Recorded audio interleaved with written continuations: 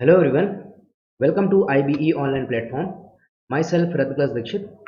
आज हम आपसे इस प्लेटफॉर्म के थ्रू और इस वीडियो के थ्रू आपसे इन्वायरमेंट की क्लास को स्टार्ट कर रहे हैं और यहाँ पर हम इन्वायरमेंट के बेसिक कॉन्सेप्ट को पढ़ेंगे कि यहाँ पर क्या होता है ecology, environment, biome, ecosystem, biotic factor, abiotic factor, ये सारी चीज़ें क्या है। तो यहाँ पर हमको क्या करना है, सबसे पहले आपको चीज़ ध्यान रखनी है कि पहले कॉन्सेप्ट को बिल्ड करना है, रटना नहीं है, यहाँ पर रट्टा नहीं मारना है। पहले कॉन्सेप्ट को आप समझिए कि किस तरीके से हमको जो भी बेसिकली बेसिक चीज़ें आती हैं ये होती क्या है।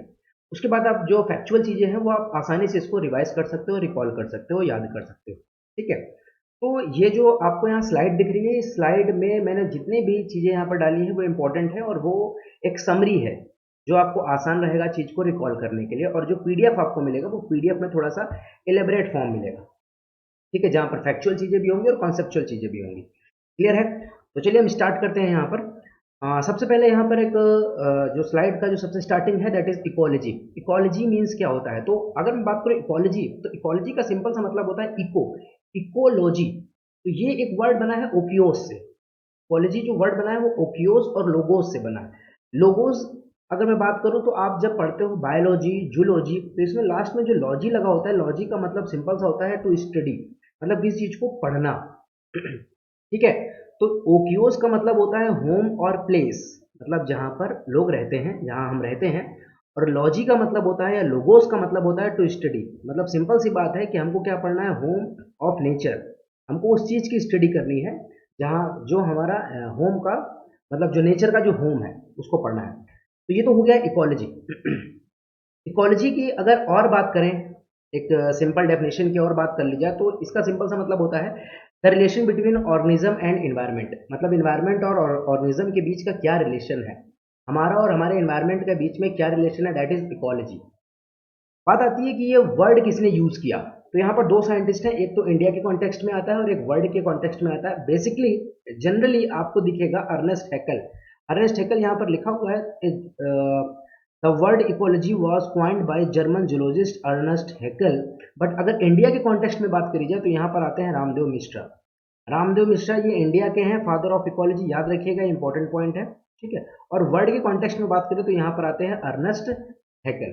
तो आई होप आप समझ गए होंगे कि व्हाट इज इकोलॉजी। तो ecology mean simply oikos and logos, ये दो वर्ड है। ओकियोज मीन्स होम और लोगोज मीन्स टू स्टडी। और अगर बात करें कि एक सिंपल डेफिनेशन, तो ecology means the relation between organism and their environment. Okay, और एक वर्ड जो यहाँ पर आपको याद रखना है दैट इज अर्नेस्ट हैकल। ओके, चलिए देखते हैं नेक्स्ट में। यहाँ पर एक लिखा हुआ है इकोसिस्टम। अभी आपने देखा इकोलॉजी क्या है, अब आप देखोगे इकोसिस्टम क्या है। इकोसिस्टम मतलब होता है relation between biotic and abiotic factor.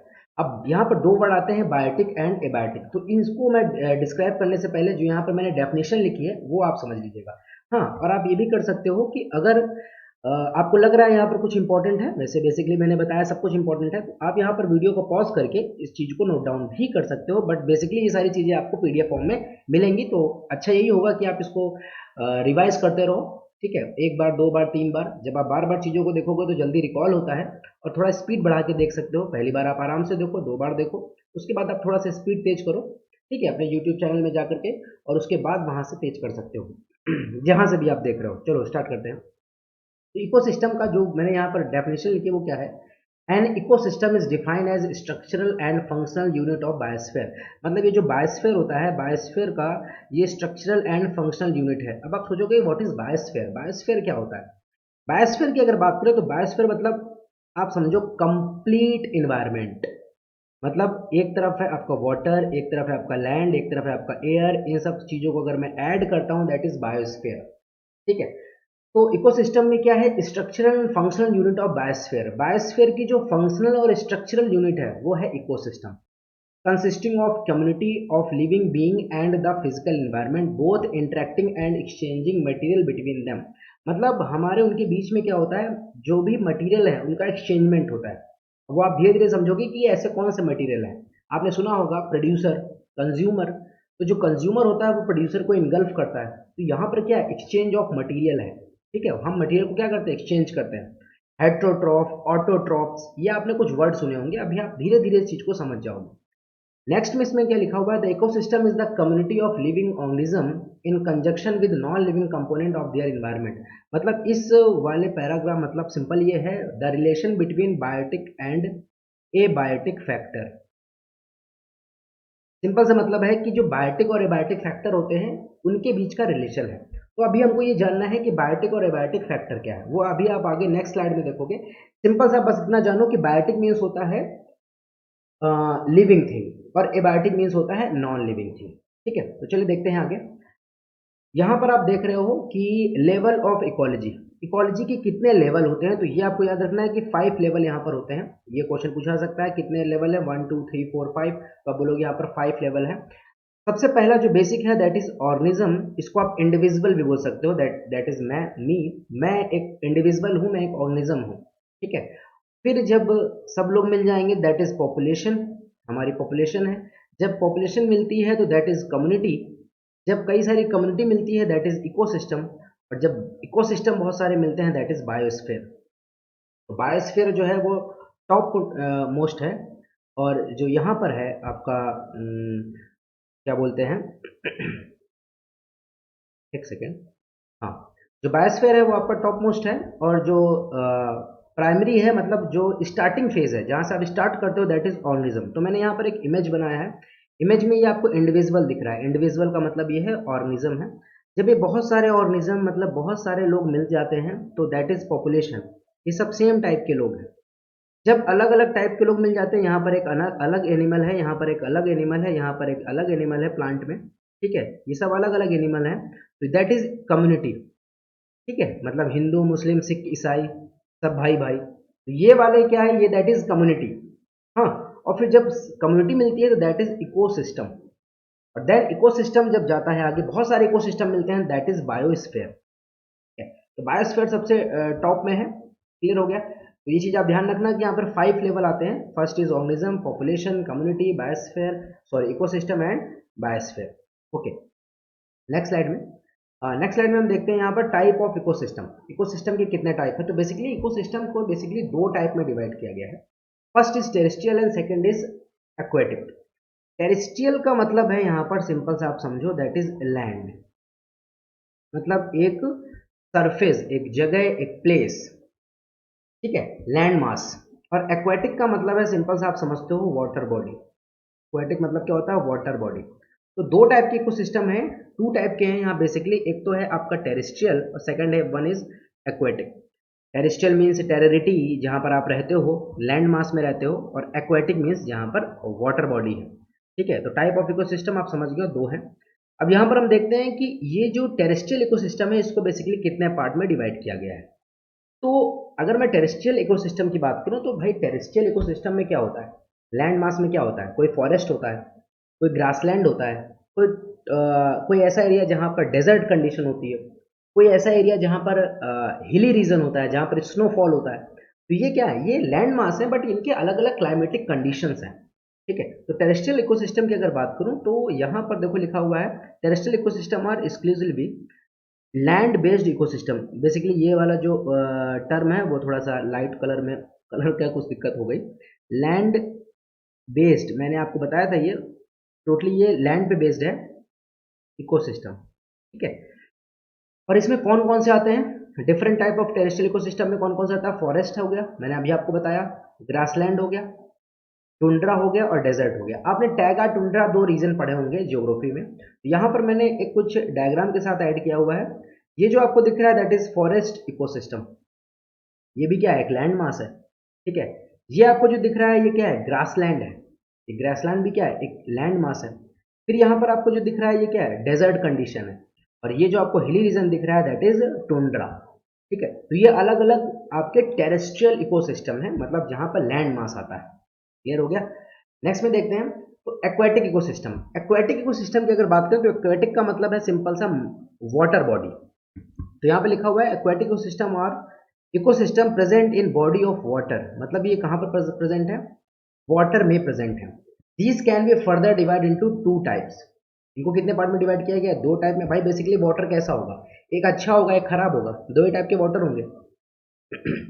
अच्छा वाले को हम बोलते हैं फ्रेश वाटर, खराब वाले को हम क्या बोलते हैं, अब आप बोलोगे कि खराब वाले को हम सीवर टैंक बोल दें, नहीं, सीवर टैंक नहीं बोला जाएगा, वो मैन मेड है, ठीक है, वो मैन ने खराब मतलब जितनी भी टेनरीज हैं, जितनी भी कंपनीज हैं, उनका जो वेस्ट मैटर जाता है वाटर में, वो उसकी वजह से ऐसा होता है। बट अगर मैं नॉर्मली बात करूँ तो नॉर्मली में फर्स्ट जो आपका है वो है फ्रेश वाटर, सेकंड जो है वो आपका ओशियन, और ओशियन में कैसा वाटर होता है, मैराइन वाटर होता है, मतलब सैलाइन वाटर होता है, सैलिनिटी होती है, सॉल्ट होता है, ठीक है। तो यहाँ पर अगर मैं बात करूँ तो फ्रेश वाटर दो पार्ट में डिवाइड किया गया, first is fresh water ecosystem, second is marine marine ecosystem.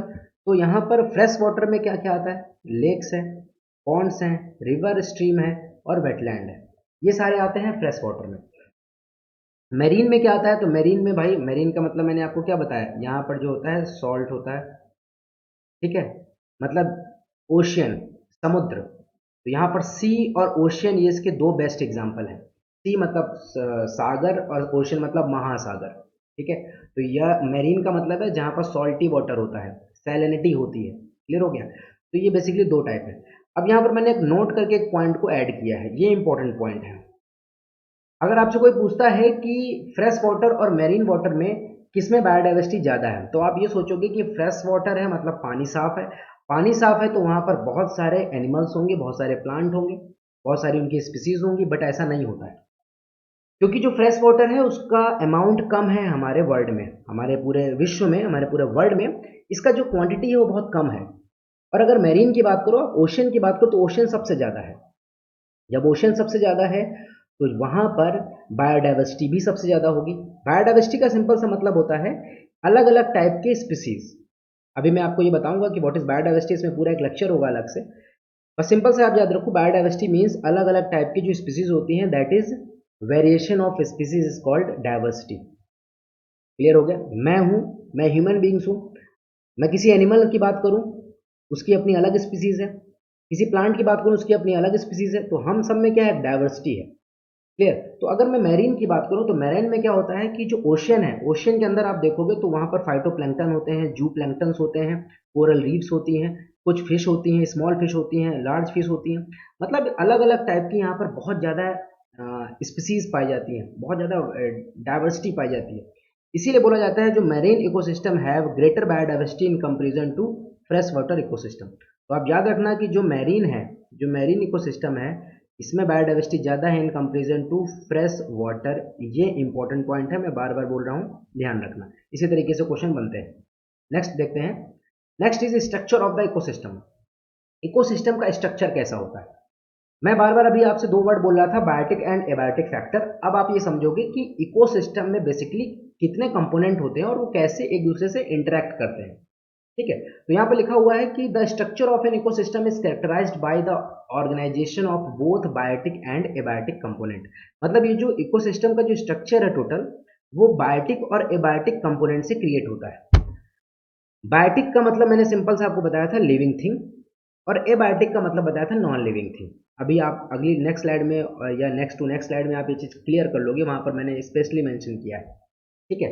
तो यहाँ पर इकोसिस्टम को बेसिकली दो पार्ट में ब्रेक किया गया है, first is biotic and second is abiotic, यहाँ पर भी लिखा हुआ है। एबायोटिक का मतलब है, यहाँ पर मैंने जो भी आपको बोल रहा हूँ बार बार, non living thing. Non living का मतलब है क्या वो रिप्रोड्यूस करते हैं, नहीं वो रिप्रोड्यूस नहीं करते हैं। क्या वो रेस्पिरेशन करते हैं, नहीं रेस्पिरेशन नहीं करते। क्या डाइजेस्टिव सिस्टम होता है उनमें, नहीं, इनमें कोई भी बायोलॉजिकल एक्टिविटी नहीं होती है। बट बायोटिक फैक्टर की बात करें तो बायोटिक फैक्टर का मतलब होता है लिविंग थिंग्स।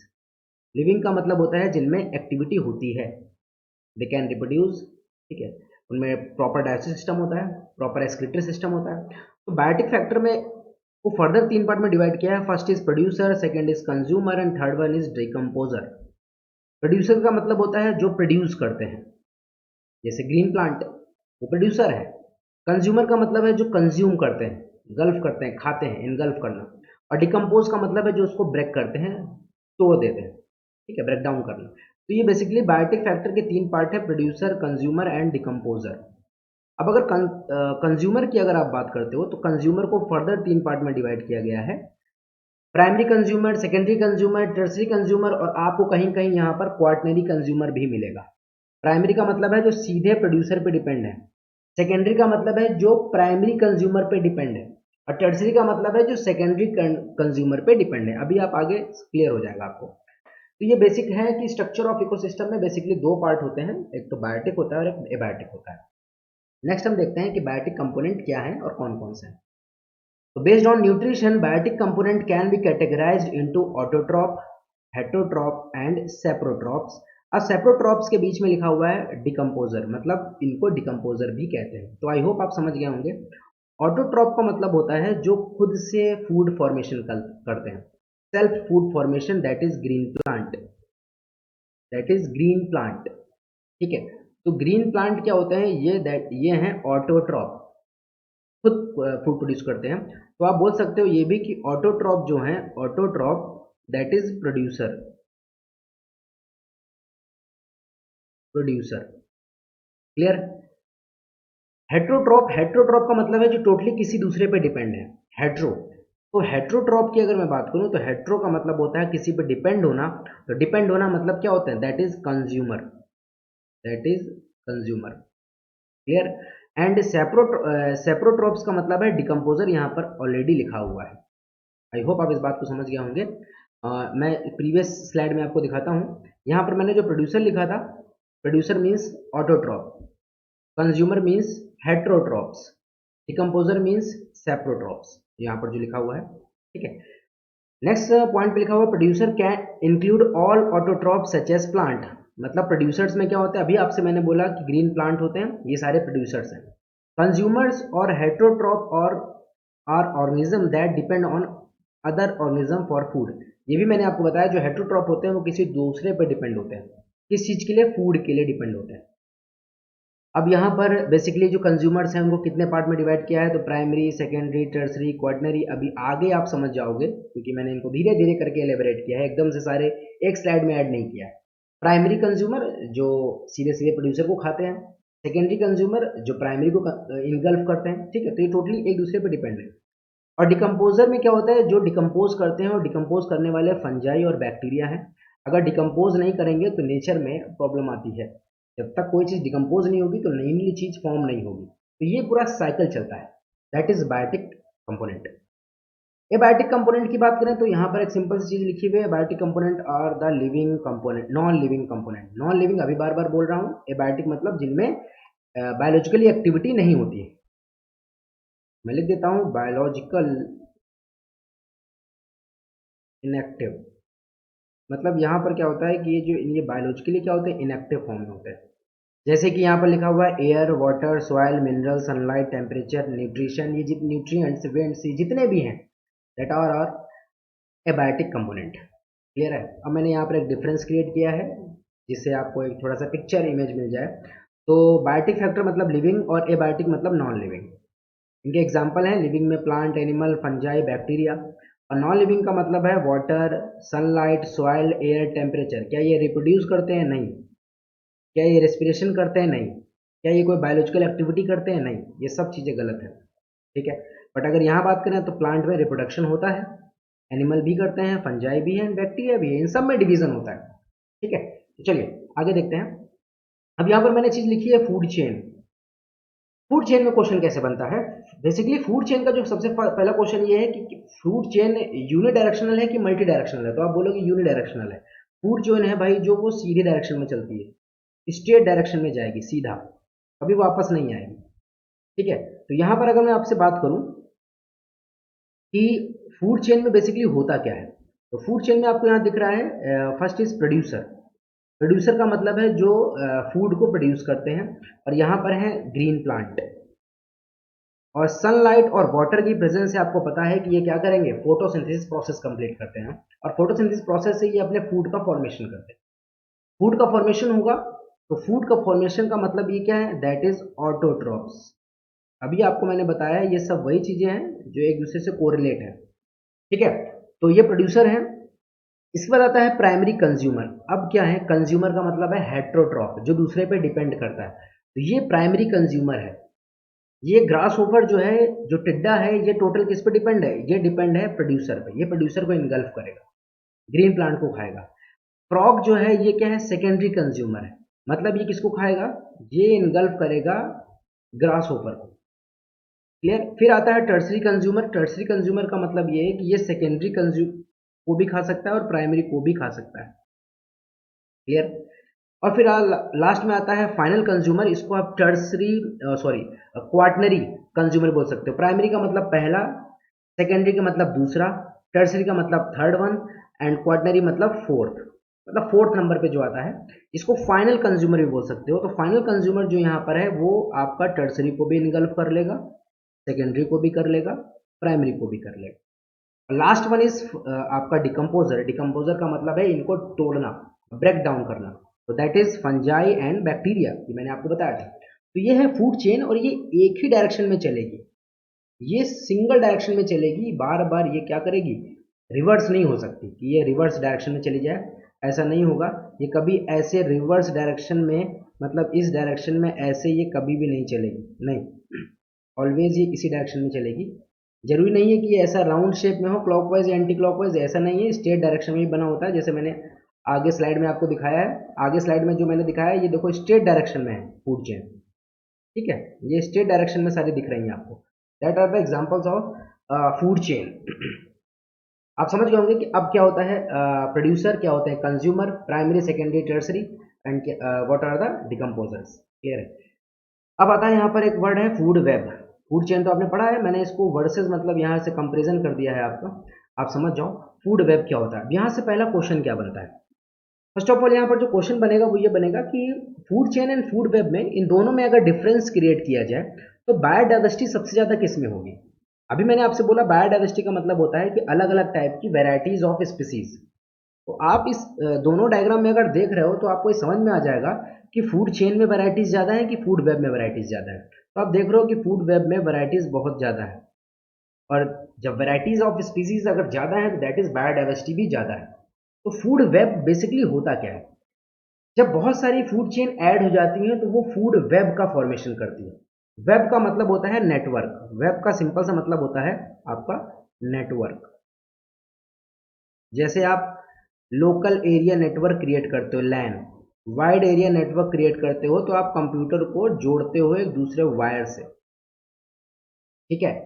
अब यहाँ पर बहुत सारे कंप्यूटर को, सिस्टम्स को आप कनेक्ट करते हो, दैट इज एरिया नेटवर्क। इसी तरीके से क्या होता है कि अलग अलग टाइप की जो चेन है ये एक दूसरे से कनेक्ट हो जाती है। इसीलिए फूड चेन एक सिंपल है, एक सिंगल है, बट फूड वेब में बहुत सारी मल्टीपल फूड चेन्स होती हैं। और दैट्स वाई, यही एक रीजन है कि फूड वेब में डाइवर्सिटी भी ज़्यादा होती है।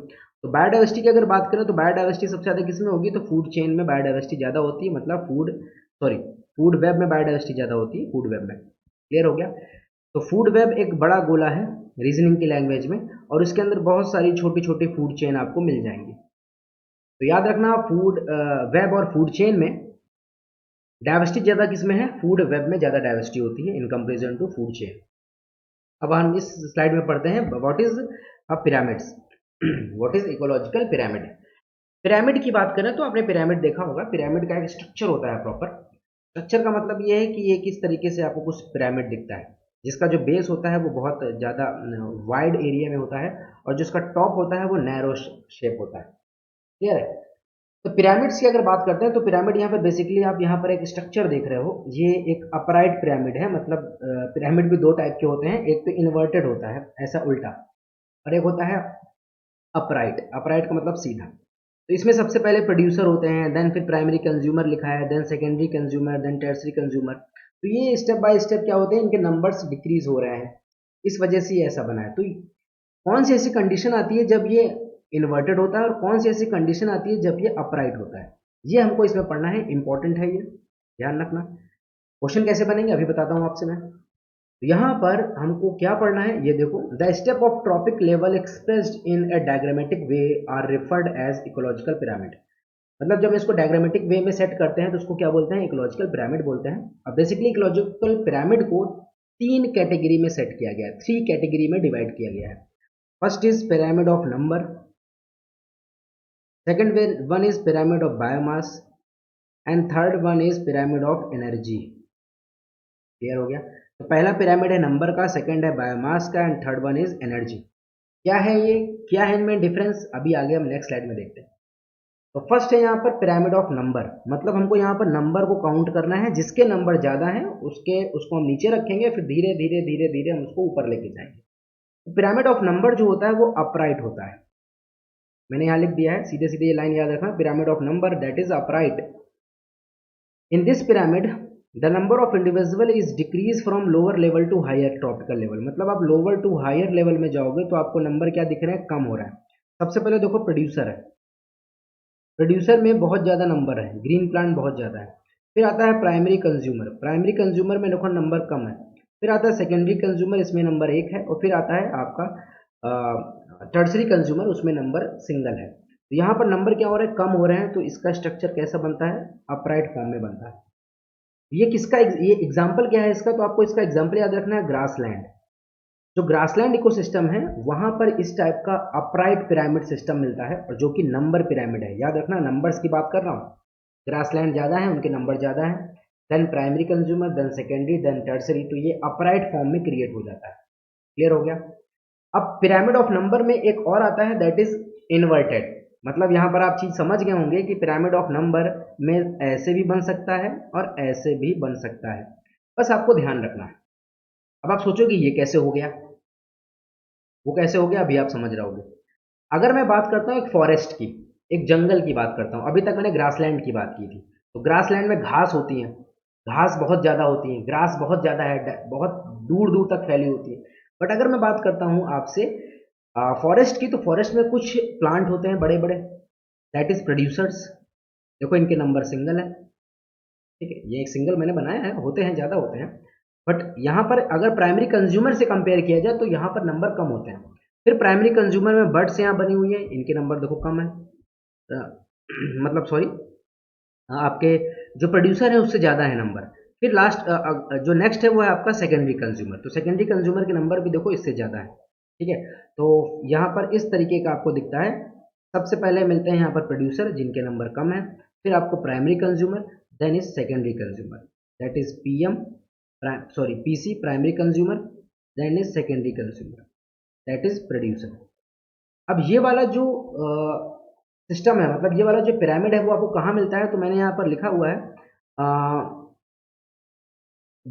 Sorry, forest would have a small number of large producer, few number of big trees, for example few number of big tree. मतलब ये जो फॉरेस्ट है ये इसका एग्जाम्पल होता है। क्लियर हो गया। इसमें लिखा क्या है, in this pyramid the number of individual is increased from lower level to higher tropical level. मतलब आप लोअर टू हायर लेवल में जाओगे तो यहाँ पर नंबर क्या हो रहा है, इंक्रीज हो रहा है। देखो नीचे नंबर कम है, ऊपर नंबर ज़्यादा है। तो आपको याद रखना है कि पिरामिड ऑफ नंबर जो होता है वो अपराइट भी बनता है, सीधा भी बनता है और उल्टा भी बनता है। मतलब इस ऐसा भी हो सकता है और ऐसा भी हो सकता है। तो था पिरामिड ऑफ नंबर। अब हम पढ़ेंगे नेक्स्ट वन इज आपका, एक सेकेंड, मेरा जो पेन है वो डिस्चार्ज हो गया है, इसको कुछ सेकंड लगेंगे चार्ज होने में। तब तक हम छोटा सा रिकैप कर लेते हैं, रिकॉल कर लेते हैं चीज़ों को। पहले मैंने आपको बताया था इकोलॉजी। इकोलॉजी का मीन्स मतलब क्या होता है, तो ये दो वर्ड से बना है, ओकियोज और लोगोस। ओकियोज मीन्स होता है होम और हाउस, और लोगोस मीन्स होता है टू स्टडी। ये वर्ड किसने यूज किया था, ठीक है, तो अर्नेस्ट हैकेल, आपको ये वर्ड याद रखना है, ठीक है। और इंडिया में मिश्रा जी थे, वो तो आपने देखा ही होगा, रामदेव मिश्रा, वो है इंडिया के साइंटिस्ट। बट आपको जो मेन वर्ड याद रखना है that is Ernest Haeckel. Clear हो गया। फिर मैंने आपसे डिस्कस किया था कि व्हाट इज इकोसिस्टम, तो वहां पर मैंने दो वर्ड यूज किया था, आपका बायोटिक एंड एबायोटिक फैक्टर। क्या होते हैं बायोटिक और एबायोटिक, ये बता दिया था मैंने आपको। Living things are biotic, non living things are abiotic, ठीक है। देन इसके बाद मैंने आपसे फूड चेन और फूड वेब के बारे में डिस्कस किया था। और अभी मैं आपसे अब क्या डिस्कस कर रहा हूँ, पिरामिड्स के बारे में। ओके, तो आई होप मेरा पेन चार्ज हो गया होगा। चलिए, ठीक है, चार्ज हो गया। तो नेक्स्ट हम देखते हैं। No no no, totally depend on technology. मैं जो टोटली हैं, हम सभी हैं टेक्नोलॉजी पे कहीं ना कहीं डिपेंड है। मैं भी इस पर डिपेंड हूँ। अब ये चार्ज नहीं होगा तो हमारा स्लाइड नहीं चलेगा, ठीक है। इसको चार्ज करना होगा, तो हमें फिर रिवीजन, रिवीजन का क्या है, वही सिंपल सी बात है। तो हम एक बार देख लेते हैं कि फूड चेन और फूड वेब में मैंने क्या मेन चीज़ बताई थी। फूड चेन और फूड वेब में जो मैंने मेन इंपॉर्टेंट चीज़ बताई थी आपसे, वो बोला था कि जो फूड वेब है उसमें डाइवर्सिटी ज़्यादा है, और जो फूड चेन है उसमें डाइवर्सिटी कम है, क्योंकि फूड चेन एक सिंगल होती है और फूड वेब में बहुत सारी चेन्स कनेक्ट होती है। That is food web. Food web में बायोडाइवर्सिटी ज़्यादा है और फूड चेन में बायोडाइवर्सिटी कम है। क्लियर। फिर मैंने आपको बताया था कि इकोसिस्टम जो है वो बेसिकली कितने पार्ट में है, तो आपको बोला था मैंने दो पार्ट में है। First is terrestrial and second is marine ecosystem. Terrestrial की बात करते हैं तो टेरेस्ट्रियल में ग्रासलैंड आ जाते हैं, टुंड्रा आ जाता है, फॉरेस्ट आ जाता है, ये जितने भी हैं दैट इज टेरेस्ट्रियल। और अगर मैं बात करता हूँ मैराइन में, तो मैराइन में फ्रेश वाटर आता है और आपका दूसरा आता है हम्म, आपका मैराइन। मतलब एक्वाटिक की अगर बात करते हैं तो उसमें first one is fresh water and second one is marine. ठीक है, अब यहाँ पर मेन इंपॉर्टेंट पॉइंट आता है कि बायोडाइवर्सिटी सबसे ज्यादा किसमें होगी, तो आपको याद रखना है कि बायोडाइवर्सिटी सबसे ज्यादा होती है मैराइन इकोसिस्टम में, क्योंकि मैराइन इकोसिस्टम की जो एरिया है वो बहुत ज्यादा है। और अगर हम कंपेयर करते हैं इससे फ्रेश वाटर से, क्योंकि फ्रेश वाटर जो एरिया है वो कम है। इनके एग्जाम्पल आप याद रखिएगा। ठीक है, हाँ तो देखते हैं, आई होप हमारा पेन चार्ज हो गया होगा। ठीक है, तो नेक्स्ट स्लाइड में देखते हैं, हाँ चार्ज हो गया। नेक्स्ट स्लाइड में हम देखते हैं कि pyramid of biomass. Pyramid of biomass की अगर बात करते हैं तो यहाँ पर भी मैंने दो चीज लिखी है, अपवर्ड एंड इन्वर्टेड। मतलब ये है अपवर्ड डायरेक्शन में और ये है इन्वर्टेड डायरेक्शन में। अब आपको सिंपल से एक चीज याद रखना है कि व्हाट इज बायोमास। तो बायोमास का मतलब आपको याद रखना है ड्राई वेट। ये वर्ड आप याद रखना। लोग सोचते हैं बायोमास का मतलब क्या है, तो बायोमास का यहाँ पर मतलब होता है कि आप किसी भी एनिमल का ड्राई वेट निकालो या किसी भी प्लांट का ड्राई वेट निकालो। ठीक है, तो अपराइट पिरामिड कहाँ बनता है, ये देखो। अपराइट पिरामिड की अगर बात करें तो ये जो आपको मैंने पहले बताया था ग्रासलैंड में, तो ग्रासलैंड में अगर आप देखोगे तो यहाँ पर ग्रास हैं, जो घास हैं, इनका वेट ज़्यादा है, 1000 kg। फिर आप प्राइमरी कंज्यूमर में देखोगे 100 kg लिखा है, then 10 kg secondary consumer, then 1 kg that is tertiary consumer. तो यहाँ पर वेट जो है वो क्या हो रहा है, कम हो रहा है। तो कम हो रहा है तो इस तरीके का आपको कुछ पिरामिड मिलेगा। नेक्स्ट में देखते हैं इन्वर्टेड पिरामिड्स। तो इन्वर्टेड पिरामिड्स जो हमको दिखता है दैट इज एक्वाटिक इकोसिस्टम में दिखता है। एक्वाटिक इकोसिस्टम की अगर मैं बात करूं तो अभी आप ये सोचोगे कि फाइटोप्लैंक्टन्स, जू प्लैंक्टन्स, इन सब के नंबर ज़्यादा होते हैं, फिश के नंबर कम होते हैं, बट मैं ड्राई वेट की बात कर रहा हूँ, अभी नंबर की बात नहीं कर रहा हूँ। जब आप इनका ड्राई वेट निकालोगे तो जो फाइटोप्लैंक्टन्स होते हैं उनका वेट कम होगा, बट वही आप ड्राई वेट अगर वेल और शार्क का निकालोगे तो उनका वेट क्या होता है, ज़्यादा होता है। क्लियर हो गया।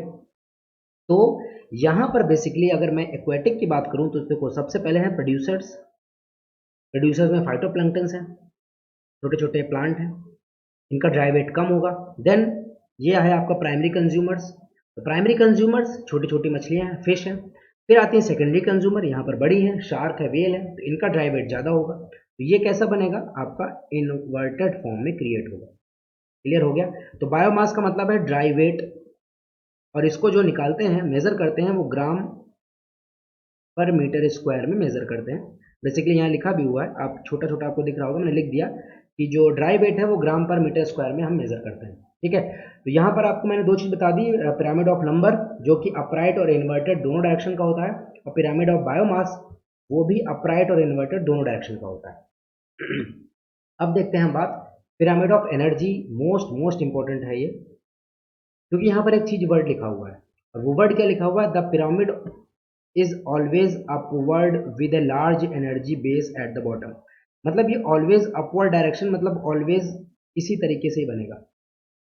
ठीक है, ये जो लिखा हुआ है इस तरीके से जो बना हुआ है, ये ऑलवेज अपवर्ड, इसमें इन्वर्टेड वाला ऑप्शन कभी नहीं आएगा। क्लियर हो गया। तो एनर्जी का क्या होता है सिस्टम, कि जब प्राइमरी प्रोड्यूसर से एनर्जी धीरे धीरे ऊपर की तरफ ट्रेवल करती है तो एनर्जी यहाँ पर कम होती है, आपको दिख रही है इस डायग्राम में।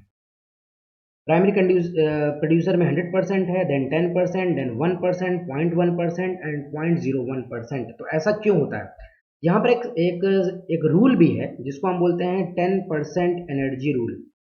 ये आगे आपको बताऊंगा मैं, अभी इसमें डिस्कस नहीं कर रहा हूँ, थोड़ा सा बेसिक बता देता हूँ। 10% एनर्जी रूल, एक साइंटिस्ट थे लिंडमैन, उन्होंने इसको डिस्कवर किया था 10% एनर्जी लॉस को। और उन्होंने 10% एनर्जी को बोला था कि जब भी कोई एनर्जी का ट्रांसफर होता है एक ट्रॉपिकल लेवल से दूसरे ट्रॉपिकल लेवल, मतलब first to second tropical level में, तो वहां पर एनर्जी का लॉस होता है। सॉरी, और वो 10% के अकॉर्डिंग है यहाँ पर। तो सबसे ज्यादा एनर्जी होती है प्राइमरी प्रोड्यूसर में। ये एनर्जी का लॉस होता कहाँ पर है, ये एनर्जी का लॉस होता है इन्वायरमेंट में हीट को प्रोड्यूस करता है। क्लियर है। तो जैसे जैसे आप ऊपर की तरफ जाओगे तो यहाँ पर देख रहे हो एनर्जी कम हो रही है, तो आपको बस सिंपल से एक चीज याद रखनी है कि जो पिरामिड ऑफ एनर्जी है वो ऑलवेज अपराइट। क्लियर हो गया। तो अभी मैं आपको जल्दी से एक क्विक रिवीजन दे देता हूँ क्योंकि ये इंपॉर्टेंट है। यहाँ पर मैंने आपको 3 पिरामिड्स बताए हैं। सबसे पहला बताया है पिरामिड ऑफ नंबर, ये अपराइट और इन्वर्टेड दोनों होता है। सेकंड बताया मैंने आपको पिरामिड ऑफ बायोमास, बायोमास का मतलब है ड्राई वेट, ये भी अपराइट और इन्वर्टेड दोनों डायरेक्शन का होता है। देन मैंने आपको बताया पिरामिड ऑफ एनर्जी, जो यहाँ लिखा हुआ है ये ऑलवेज अपराइट। बस आप ये चीज़ याद रखो, बाकी मैंने आपको कहानी बताई है सारी समझाने के लिए, ठीक है, ये है मेन। ओके, नेक्स्ट देखते हैं difference between ecology, environment and ecosystem. देखो ये 3 ऐसे वर्ड हैं जो बड़ा कंफ्यूज करते हैं, what is ecology, what is environment, what is ecosystem. Ecology मैंने सबसे पहले आपको बताया था relation between organism and environment, यही एक लाइन यहाँ पर लिखी होगी, relation between organism and environment, ठीक है। इन्वायरमेंट का बात करते हैं तो इन्वायरमेंट का सिंपल सा मतलब होता है कि सराउंडिंग, हमारे चारों तरफ क्या है।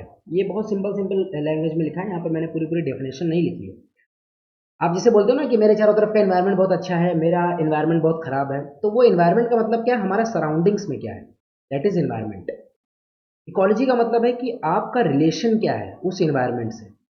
बट आता है कि व्हाट इज इकोसिस्टम, तो इकोसिस्टम में सिंपल सा मतलब आता है relation between biotic and A biotic factor, इनका क्या रिलेशन है। क्लियर हो गया, आई होप आपको ये तीनों चीजें समझ में आ गई होंगी, ठीक है। तो चलिए आगे देखते हैं।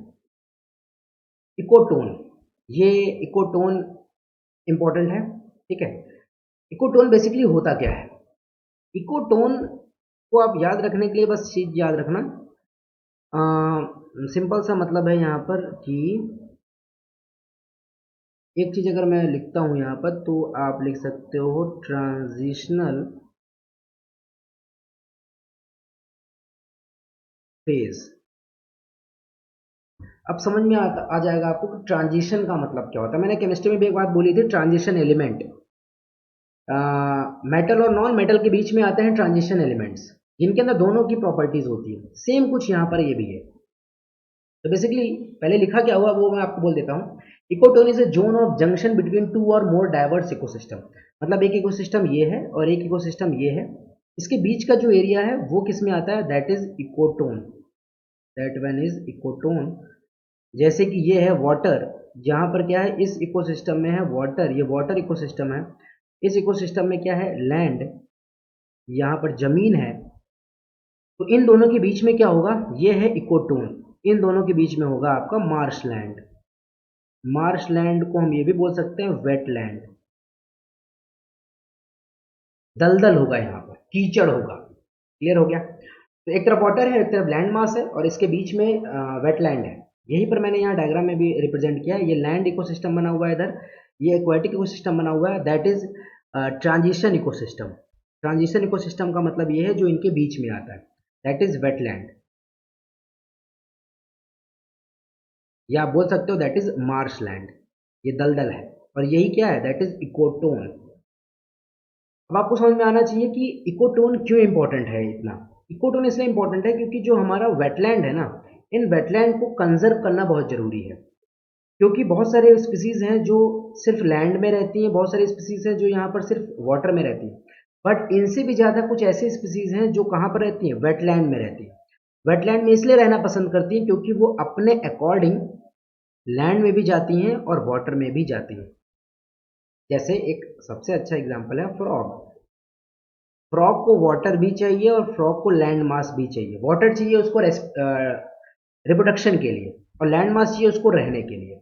तो वो कहाँ पर रहता है ज़्यादातर, वो आपको मिलेगा इसी इकोटोन में, मार्शलैंड में। क्लियर है। तो अभी आप आगे यहाँ समझोगे किस तरीके से रामसर कन्वेंशन में इस वेटलैंड को कंजर्व करने की बात करी गई थी। तो बेसिकली अभी मैं सिर्फ इकोटोन की बात कर रहा हूँ। इकोटोन का मतलब है कि यहाँ पर दो जो इकोसिस्टम है उसके बीच का जो एरिया है दैट इज इकोटोन।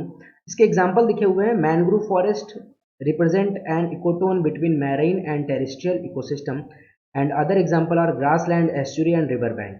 तो आप लोगों ने शायद ये बात पढ़ी होगी जियो में कि व्हाट इज मैनग्रोव। मैनग्रोव की अगर बात करें तो मैनग्रोव में ये आपने देखा होगा, मैनग्रोव बेसिकली होता कहाँ पर है, तो ये जो आपका सुंदरबन डेल्टा है यहाँ पर मैनग्रोव वेजिटेशन होती है। मैनग्रोव वेजिटेशन में एक सिंपल सी बात है कि जो इनके रूट्स होती हैं वो कुछ एंटी ग्रेविटेशनल फॉर्म में जाती है, मतलब बाहर की तरफ निकली होती है, क्योंकि यहाँ पर वेटलैंड होता है और वेटलैंड में नाइट्रोजन की कमी होती है। वेटलैंड में नाइट्रोजन की कमी है और वो अपने नाइट्रोजन को कहाँ से कंप्लीट करेंगे, तो वो करेंगे इन्वायरमेंट से कंप्लीट।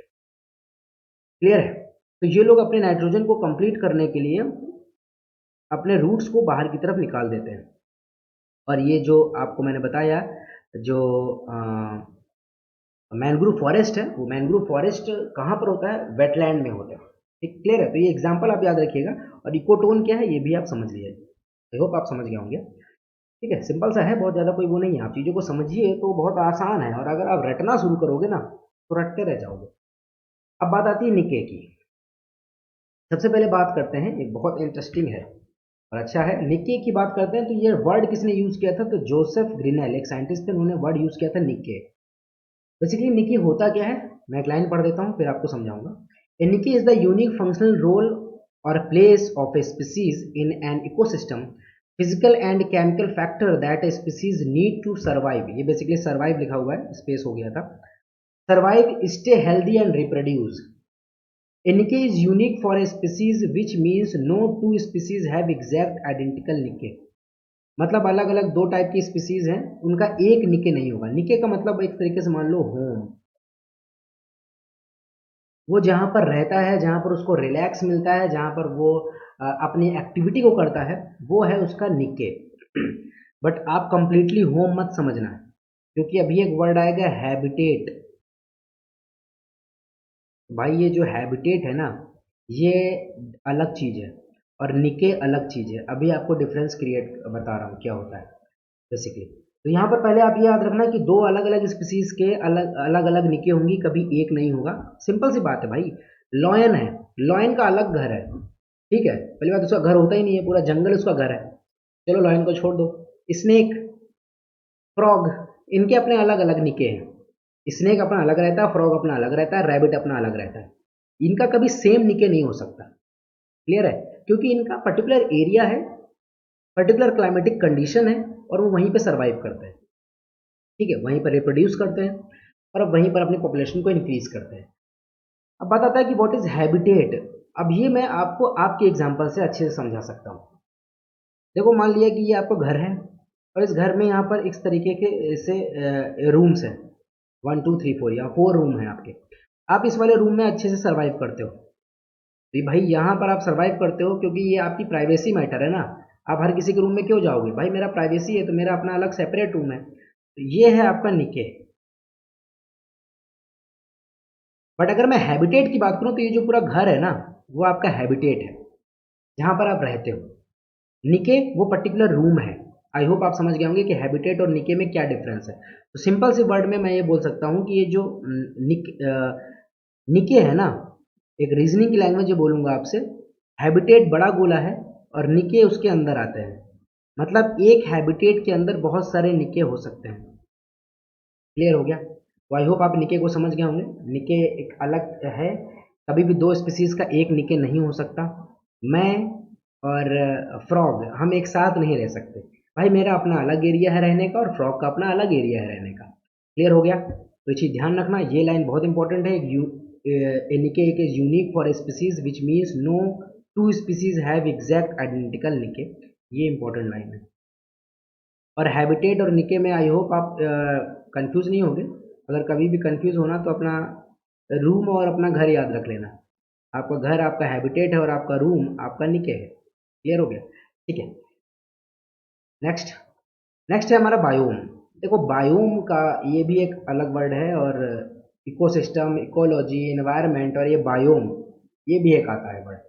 बायोम का मतलब क्या होता है? तो बायोम का एक लाइन पहले आप समझ लो क्या होता है biome. A biome can be defined as a large biological community और an ecosystem where different type of living organism include plant, animals, birds, insects and human are used to living in a certain type of climate।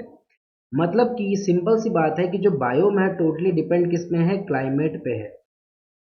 जैसा climate है उसी तरीके से वहाँ पर बायोमिक condition होगी, और वहाँ पर इसी के अकॉर्डिंग वहाँ पर एनिमल्स, प्लांट और बर्ड्स, इंसेक्ट, ये ह्यूमन बींग्स, ये सब उसी के अकॉर्डिंग रहते हैं।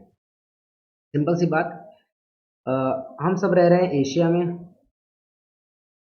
एक पर्सन रहता है अंटार्कटिका में। चलो एक मान लेते हैं यूरोप में भी एक को रख देते हैं।